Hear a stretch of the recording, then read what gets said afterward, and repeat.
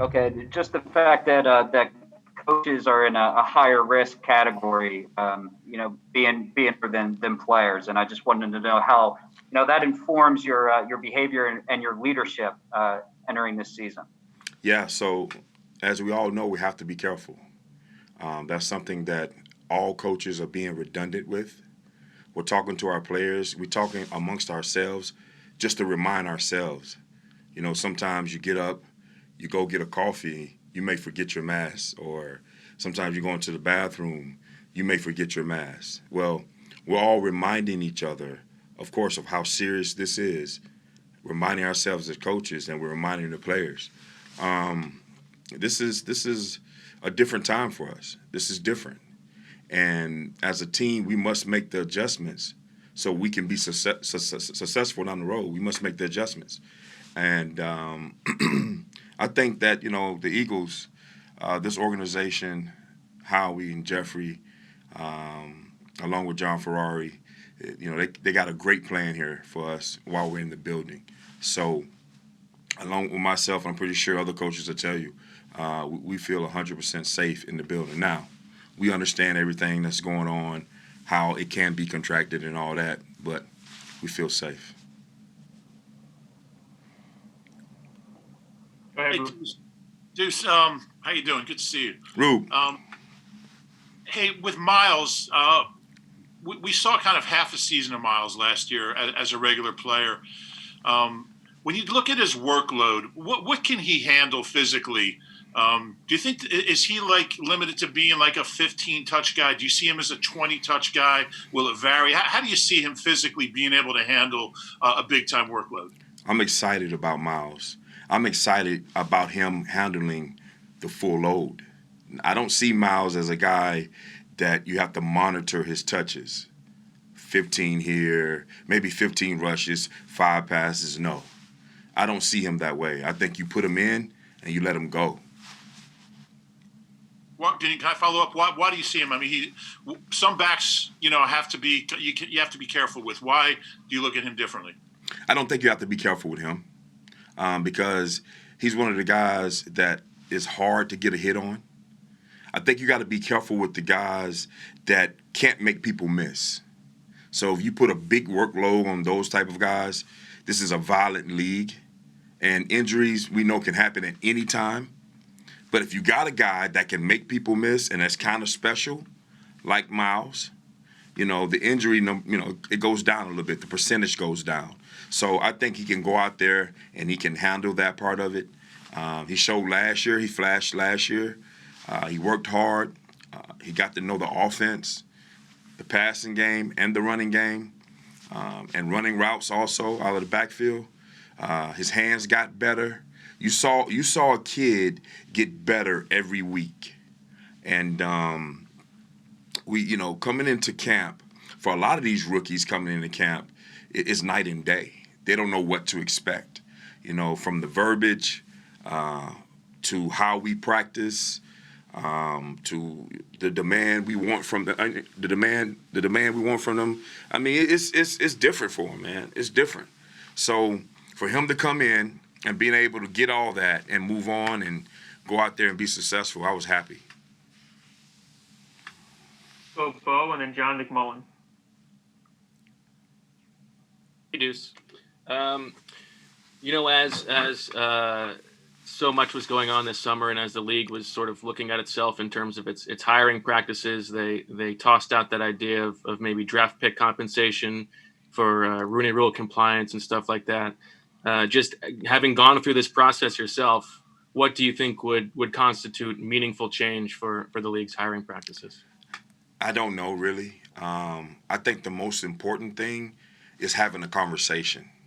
You have to have a starting point, and I think the NFL has started with that by saying, okay, we need to talk about it. We need to find out what's best. And I'm pretty sure that they will come up with something that fits both sides. Thank you. Sorry, Bo, you got a follow No, up? go ahead. Deuce, Boston Scott late last season, I think, proved a lot of things, and Did anything surprise you in the fact of his game and just how well-rounded he performed late last season? It didn't. We called him Little Big Man. He's small, but he runs big. He has that quick twitch. He can make people miss, or he can actually run past you. So, and his hands are good. We saw that in Boston. He was able to come out here and go against, our defense in practice, being able to put him in one-on-one situations with linebackers and safeties, being able to watch him get better and better in the run game. That was the part that needed to be important for him. Just understanding the run game, knowing when to be slow, when to be fast, and he capitalized on it, being able to go out there and go against our defense on scout team. So then what you saw, I wasn't surprised at all. Let's go Les and then Mike K. There we go. Hey, Duce. What up, Les? Getting back to what Bo was talking about a minute ago, there's such a lack of African-American offensive coordinators in the league. There was a chance here, when Mike Groh was dismissed. Were you disappointed not to get that title? And, do you feel overlooked in general? You've been at the same job for quite a while. You've had some titles added, responsibilities added, but, you could make a case that you could have moved up faster than you have. Not disappointed at all. Don't feel overlooked. I think it was about 2 years ago, I said how it's a little different here with the Eagles. And what I mean by that is we all get a chance to game plan. So that's what's unique about our staff. We're able to go into a room, we all have input, of course, and we all game plan together. We're not about titles. We're just about getting the job done.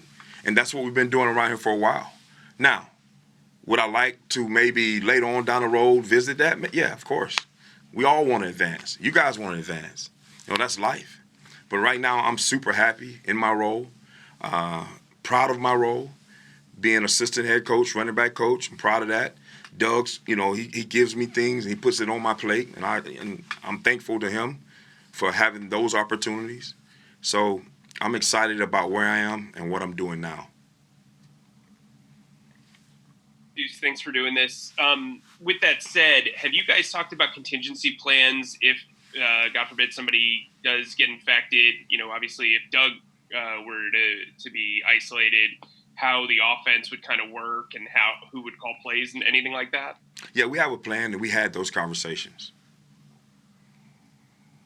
Is it tougher to do that with the collaboration that you guys have just because there are so many voices? Nah, I think that's an advantage. I think the advantage, because we've been doing it for a while, this is nothing new for us. This goes back 3 and 4 years ago. We've all been pretty much the coordinators. So if something happens when we lose a guy, we'll all step in and continue the job. All right, let's go Zach Berman and then Rob Kessner. Hey, Duce, there's up, not Zach? much experience in the room as far as veteran players. Are you satisfied with that part of it, or would you like to add a veteran like you've had in the past in that room? I have a hell of a room. A bunch of young players that can play and play fast. Those guys in my room right now, they work their ass off. And, of course, they're young. But we have Boston, we have Miles, who has a ton of playing time. So even though they're young, they played a lot. And then we have the Michael Warren, we have Adrian Killens, we have Corey, who has a bunch of playing time. He's coming off an injury, who looks great, by the way. Saw him not too long ago. So I'm very happy with my room and everybody's role into the room. So it's awesome. I like where I'm at. Hey, Duce, following up on the Corey question, Dave Phipp was running through how guys can kind of have a roller coaster career, right? And, he was talking about specifically Corey in special teams. Very first play, very first game, he makes a tackle. And if you look at it from the running back perspective, I mean, he's as big a factor in your Super Bowl win as anybody, and then injuries. How motivated is he from being around him to prove he belongs? Man, he got his ears pinned back. He's ready. He looks awesome. You can tell he's been working. He want to get back to the old Corey. And the old Corey, basically, you just touched on it. If you go back and you remember that first play on special teams, he goes down there and he knocks the fire out of the kid. You know, he gets up, he has the crowd into it, plays with a lot of energy, played special teams with that energy, and practiced that way also. So when you just talk about Corey, he brought that energy to offense. So you go back, that's when Darren Sproles goes down. We didn't miss a beat. We put Corey in there, and we kept going. All right, we have time for 3 more guys. We'll go Damo, Daniel Gallen, and then Ed Kretz. Duce, the line most often used to describe what Rich Scangarella is going to be bringing to the offense is that he's going to help marry the run game to the play action game. Explain specifically what that means and how that could impact the run game. I think you just said it. I don't think you got to go that deep into it. When you talk about marrying, mean you're taking the concepts, you're making the play action look like the run. And that has a lot to do with the quarterback marrying himself with the running back, from steps, eyes, protection, and so on.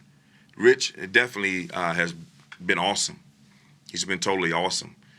Being able to, stamp some things for us, being able to think different, make the room think different. It's been good. So, honestly, I don't think you go any further than that. I think exactly what they told you, that's how we see it, and that's what we're doing. Hey, Duce. With Miles, he came on so strong at the end of last season, had a good rookie year. I mean, how do you make sure that he doesn't regress or have one of those sophomore slumps? What kind of preparation goes into that? Yeah, that's a good question. I mean, of course, dealing with the pandemic, wasn't able to have traditional OTAs, so it was virtual. So, we have traditional OTAs you take for granted, seeing the kid every day. Being able to talk to him every day, maybe hold him in the meeting a little bit longer or whatever, being able to get him on the board, being in that meeting room says a lot. I think that what Miles does well is preparation, and we talk about that a lot. And one of my sayings also is, zero in on preparation, not competition. And I tell him all the time, prepare yourself. Make sure you're prepared for every scenario.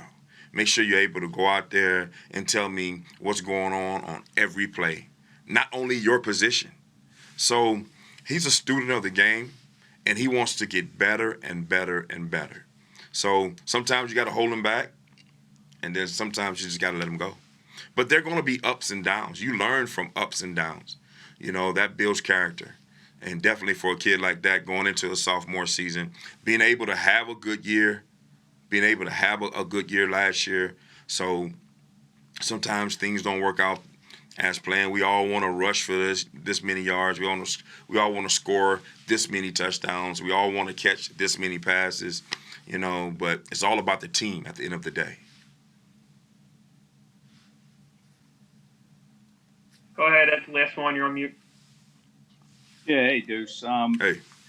Michael Warren and Adrian Killens, they seem like they have 2 different skill sets. Warren looks like that kind of hammer up the middle, and Killens is speedy. Could you give us some insight on those 2, just in your dealings in the offseason with them, and then the last couple of days here on the field?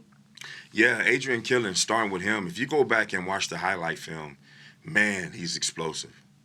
He's explosive. When you go back and just watch him, some of his long runs, one of the things, of course, is his size. His size, play a factor. But I strongly believe if you're small and special, you got to be both. If you're small, you got to be special. And if you are both, boom, you have a chance.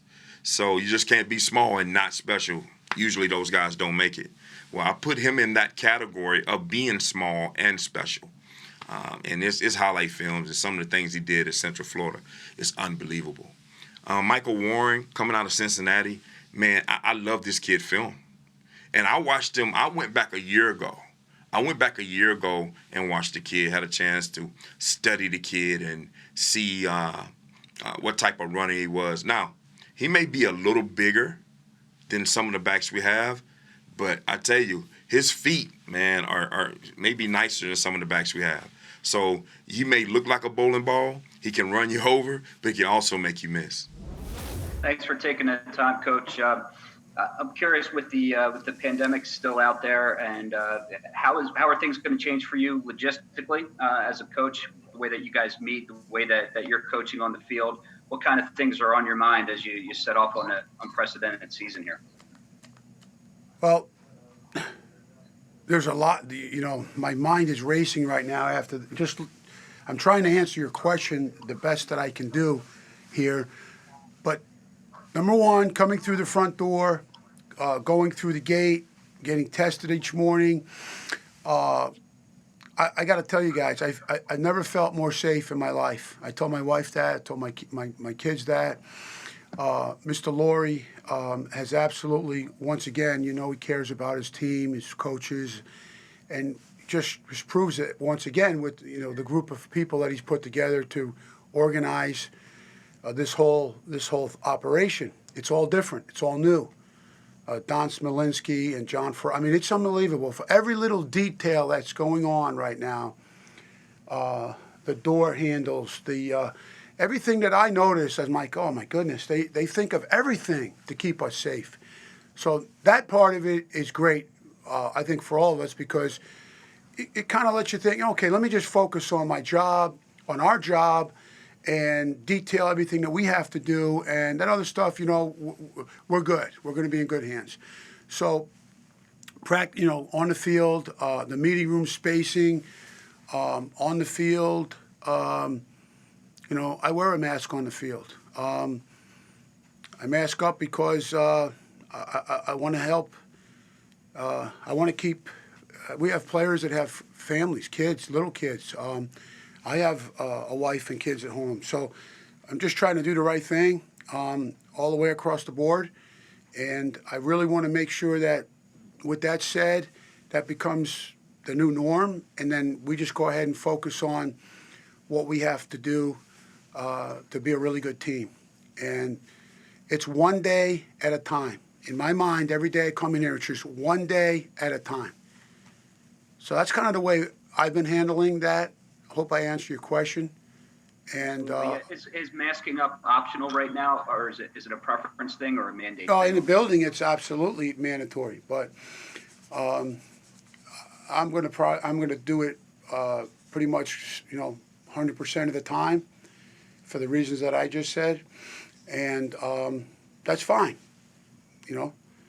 It's like anything else in life. When you're provided, when you're asked to, here's a new challenge, or here's a different, you got two options. You can fight it, or you can embrace it, and you can make the best of it.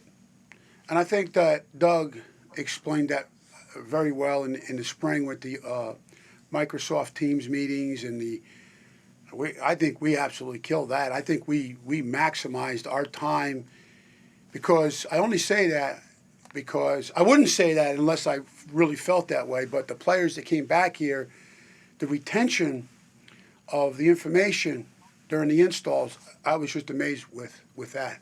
So we did something right in the spring with these players, because there's a lot of carryover right now. You brought back JP. He's moving to right guard. This wouldn't happen if you didn't completely believe that he could do it. Why was it the best option for you guys?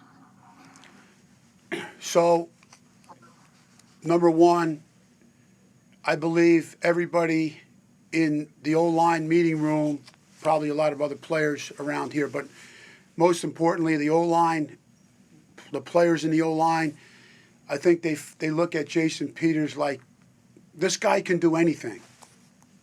Okay? Just like I said a minute ago about our daily, how we going about our day, I think that this is going to be great for Jason Peters. It's just another challenge for him.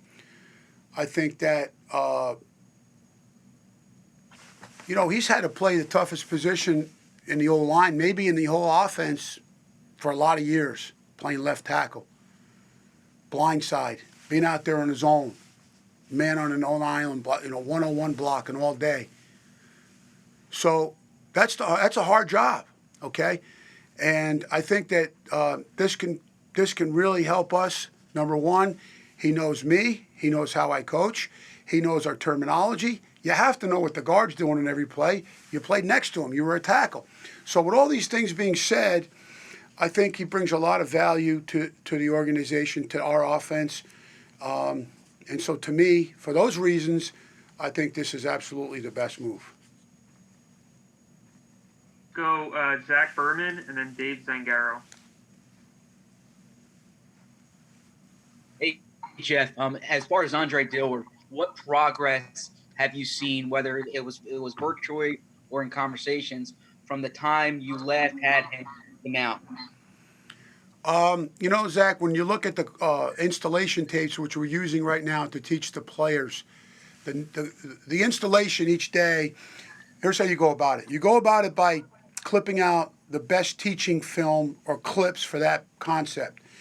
And you might have 300 of these, but you can't use 300. You don't have that much time in you. So you maybe, for the group meeting, you maybe use 3 or 4 clips.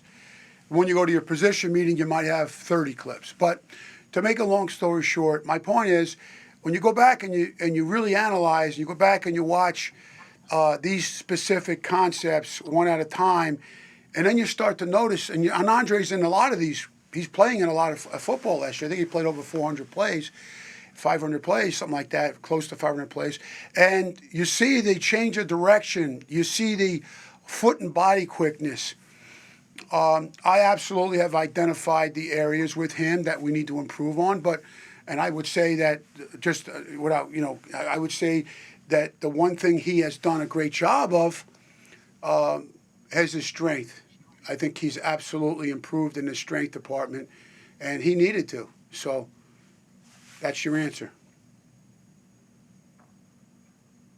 Hey, Jeff. I know you don't have access to him right now, but Jordan Mailata entering year 3, where is he in his development overall? I mean, is he past the project phase? Is he into being a viable backup option right now?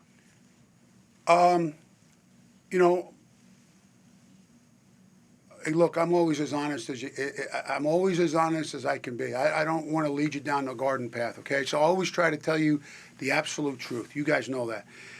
I can't answer that question right now until I see him get on the field and start to do. Now, I can say this, in the meetings that we have, okay, the meetings that we had in the virtual meetings, he was a completely different guy in the meetings. And you're going to say, well, what do you mean by that?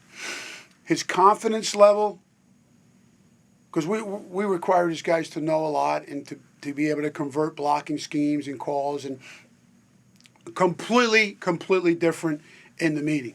Now, will that carry over to the field? I pray every morning when I come here, I pray that will happen. Do I think that will happen? Absolutely. But I can't guarantee that.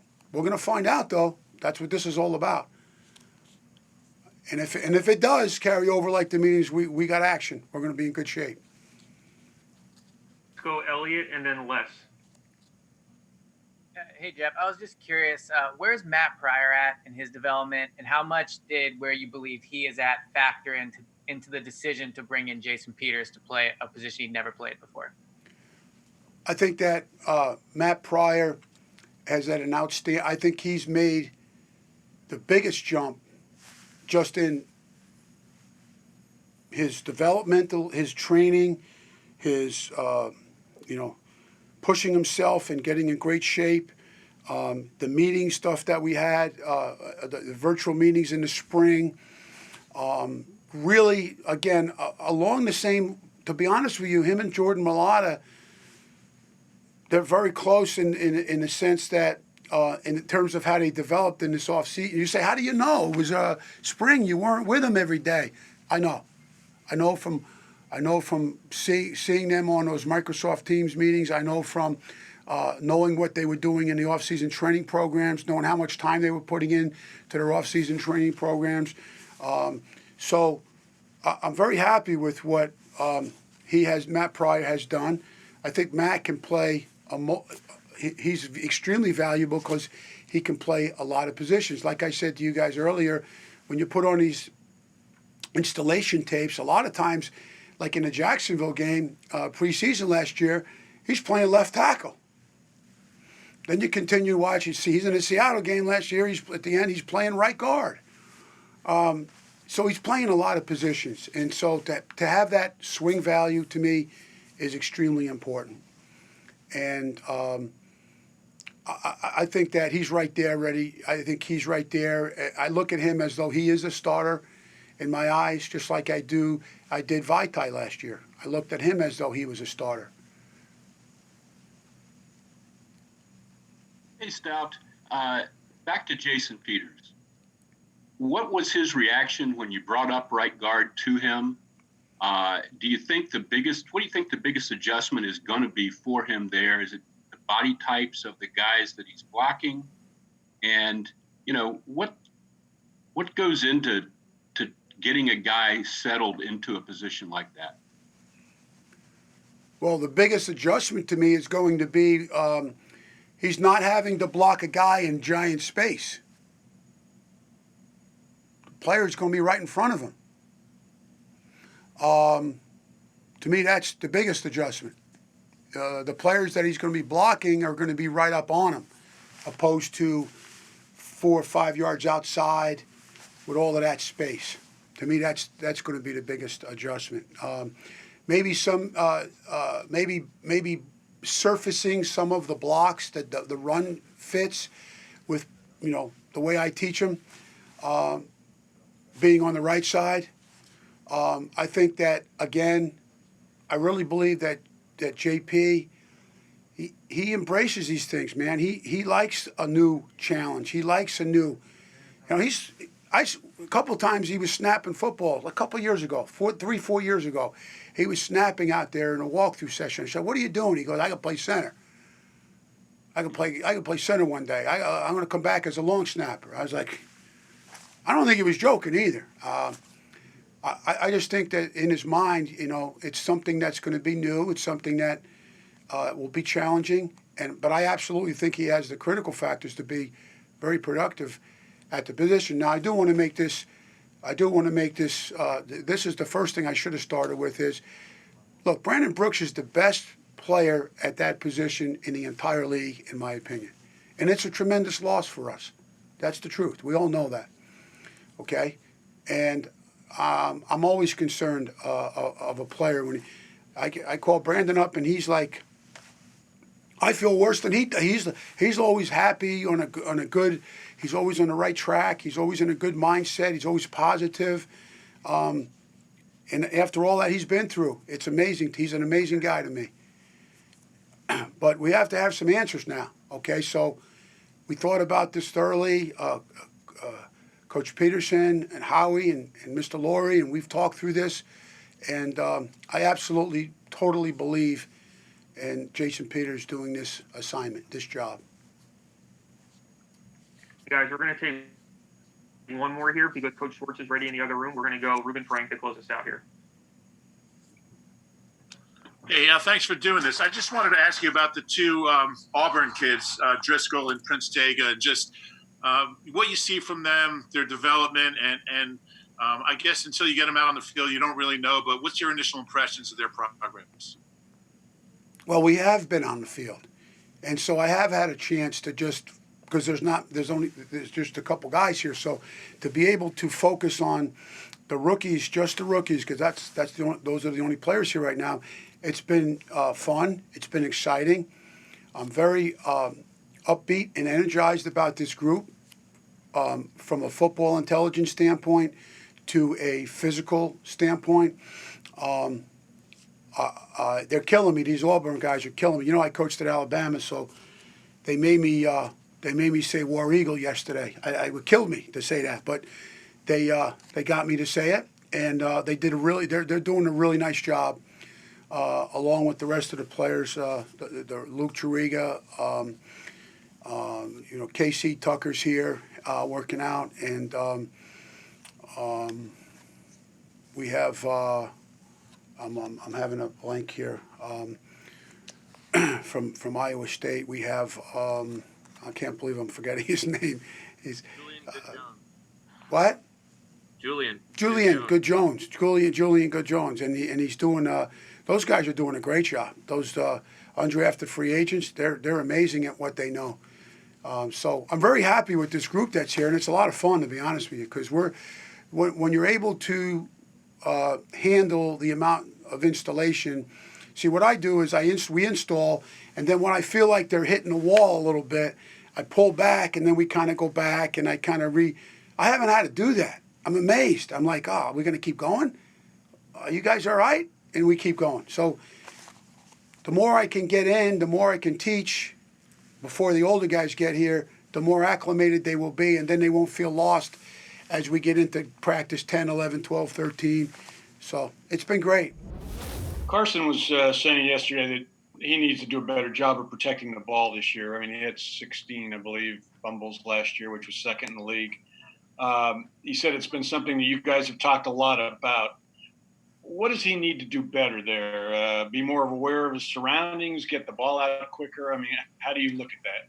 Yeah, obviously we dive into each situation. We're not going to just throw a blanket over it and say he's got this issue. We're going to study every single one, find what is causing these issues, what's happening. So we've done that. We've investigated every single fumble he's been associated with as we go. And, you know, it's you say 16, 17 fumbles, whatever it was. You know, he gets credited sometimes for bad snaps, for mesh points with he in the back. There's certain things like that, but there have been, we've lost the ball in the pocket a few times. So we evaluate every single one of those. What do those look like? How can we work that?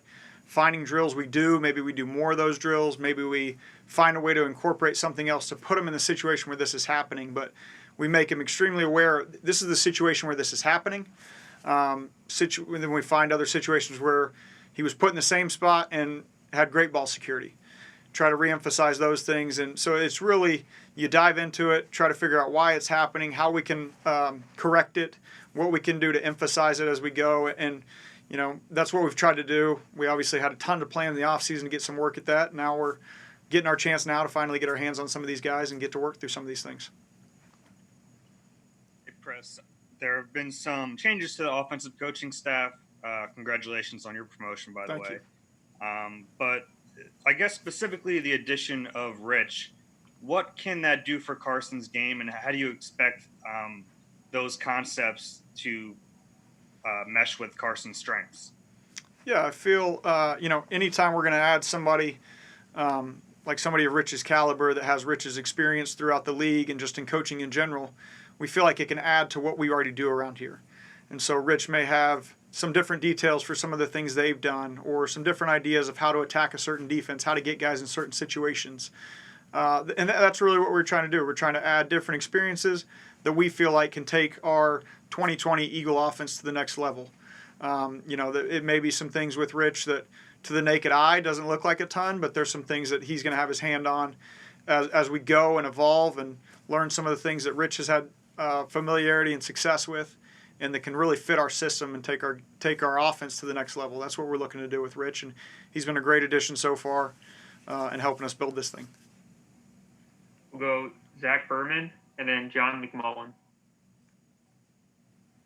Hey, Press, with your role specifically, how do you envision your time being either spent differently, or I guess your day-to-day, week-to-week? How is that going to look? You know, honestly, I don't think it's going to look a whole lot different. Maybe I'm involved in a few more aspects of things and maybe pulled out of a few of the other things that I was doing, or that gets delegated onto somebody else, or somebody else we'd collaborate. But our environment here as an offensive staff has always been very collaborative, and I expect that to continue. Everybody kind of leans on each other. We sort out what the expectations are for each person, what your job title is, what your job responsibilities are, and then we go about it that way, building our plan, building our week as we go. But everybody's so involved in this thing that everybody will take a piece of this, and we'll continue to keep the ship moving in the right direction. Hey, Press, thanks for doing this. Jalen Hurts, obviously a rookie quarterback for you in a very unique environment. How much were you able to accomplish in that virtual world? And did you find yourself sort of learning some things as far as teaching techniques a little bit differently in that kind of an environment? Absolutely. It challenges the way that you're speaking to the guys. It really challenges your language because you have to be able to explain it, what the expectation is, what it's looked like from these other guys, what we expect him to do, and then try to find ways to put him in those situations without being hands-on, without him truly being in a huddle. We had to try to find ways to show him what the huddle looked like, all the different things like that, what it sounds like at the line of scrimmage from our quarterbacks, without being able to stand behind him, hear him say it, see him do it, and correct him immediately. So it challenges the way you teach things, but at the same time, we had more meeting time this spring than we ever have with these guys.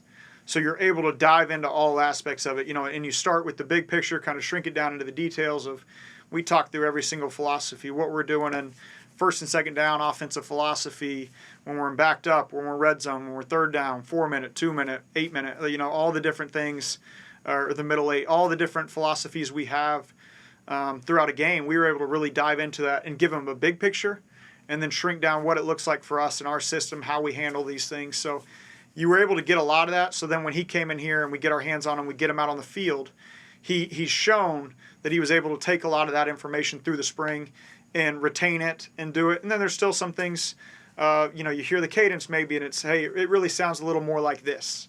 Or if you want to do this, you want to change this at the line of scrimmage, it sounds like this. There's some of those things that they come up and it comes up more in a live environment where we're face-to-face and we're talking as things come up. So there's some of those things that you may miss in a virtual offseason, but I feel like we were able to get more meeting time than we've ever gotten with guys. I feel like we really used it to our benefit. We'll go Martin Frank and then Nick Fierro.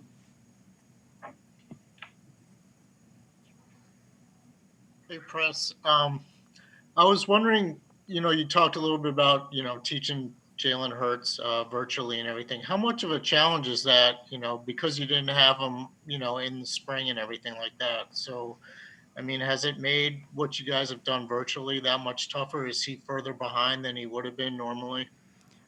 You'd obviously love the guy to be able to get the physical reps. And so that's the element we missed of seeing him be able to do it, but you're able to spend more time to put into, say, building cut-ups. Say we teach one certain play, we can now sit with him throughout a day, watch 100 clips of that play we've run now that we've been in this system for a while through the last 4 years. So we can dive into, here's what it looks like, here's the success we've had on this play when we see this defense, here's been our issues because of this defense. Getting guys really fine-tuning the details of things.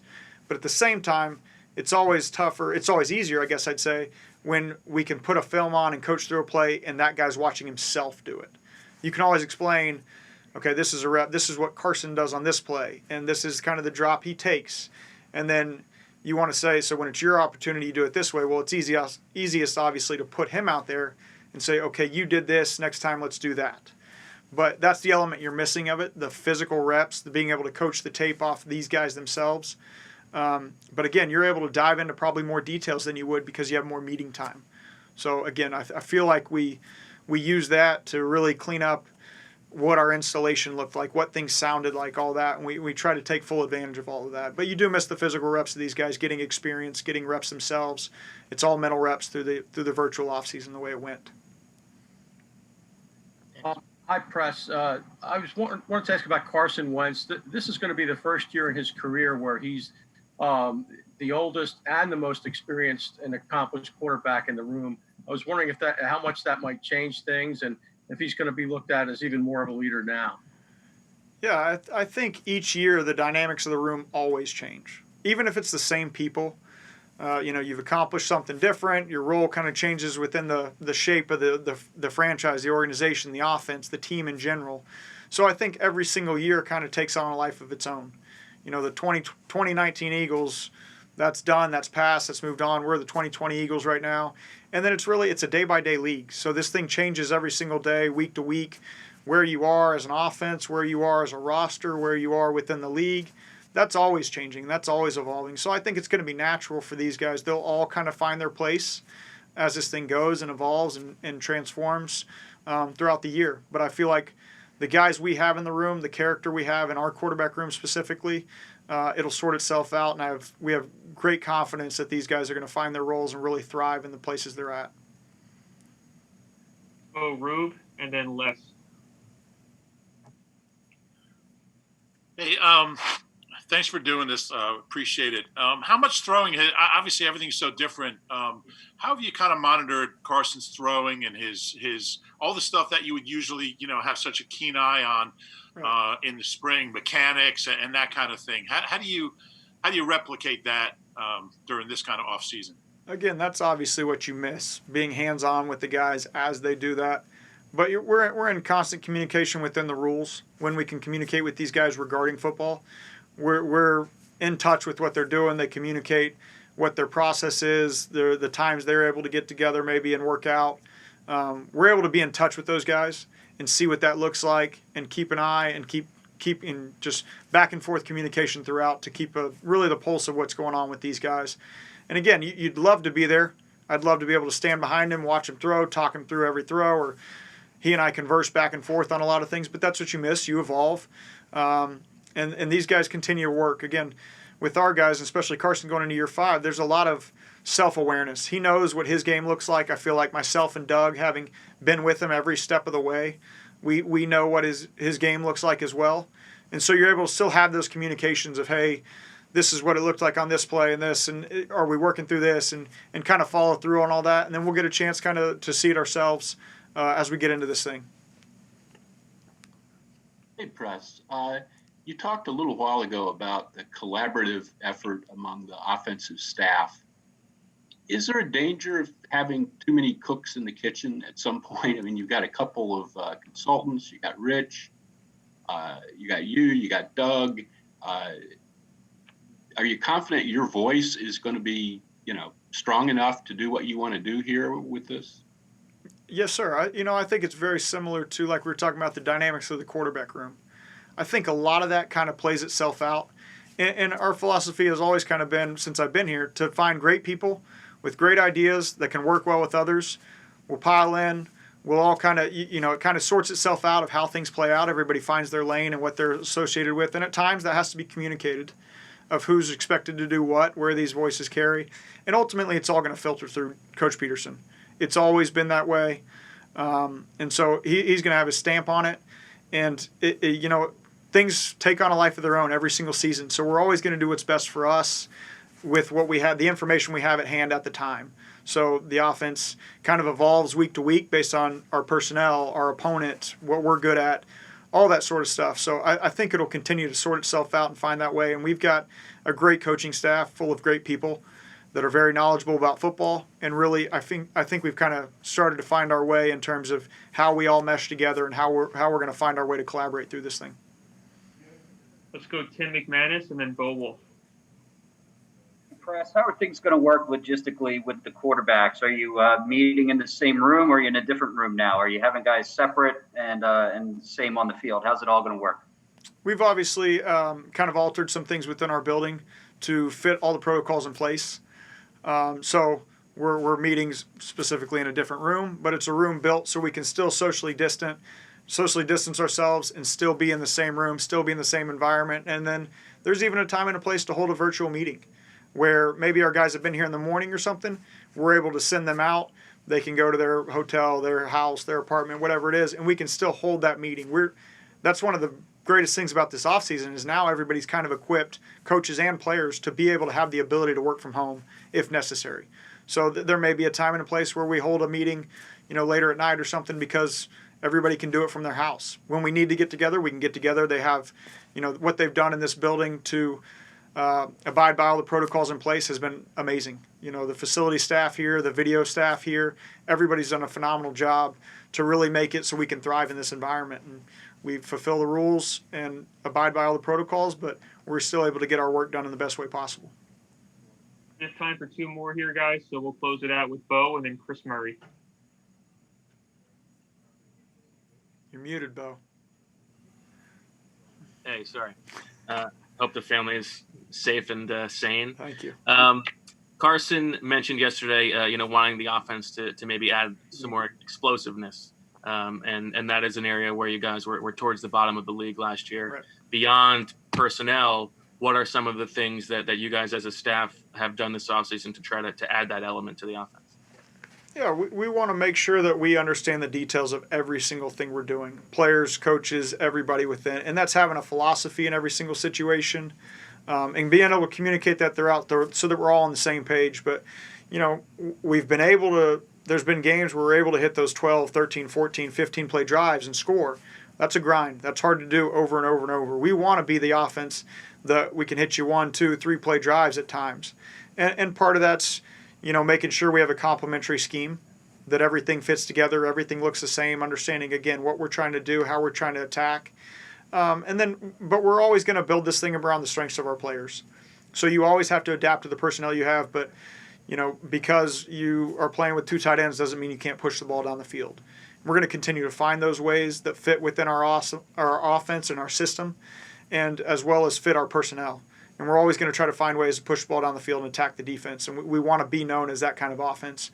We feel like we have the personnel to do something like that. We've done it before. And so we're just continuing to find ways. And that changes, again, week to week based on the opponents you're playing, who's up, who's down that week for your roster. And so it always evolves, but that's always the intent, is to try to push the ball down and score a bunch of points. Thank you. Yeah, this is Chris Murray. My question is, how quickly has Jalen Hurts picked up the offense, and what's his work ethic like? I know he's not going to play, obviously, but what's his work ethic been like? How has he approached doing his job as he progresses through this team? He's been a phenomenal worker, and that was something we knew about him coming in, obviously, and I think part of it is too the dynamics, the standard we have within our quarterback room, really the expectations we have on all our guys is to hit the ground running, to grind, to do what you need to do to be able to put yourself in a situation to learn and succeed. And then it's on us as coaches to put our guys in a position where they can succeed as well. But Jalen has been a phenomenal worker. That was always kind of his MO from his background. The people we talked to during the draft, the scouting process, was the kid is very serious about his work, and that has held true. He asks great questions. He learns, he studies on his own. You can tell that he's putting in time outside of our scheduled meeting time because of the questions he comes in and asks the next day. So that's been fun to see. It was honestly, that was the expectation we had for him based on what we knew about him. But he has gone above and beyond in terms of his work ethic and how he's poured himself into this thing and learning our offense, learning the people around him, learning our systems, how we work. He's done a great job of that. We're excited to continue to work with him.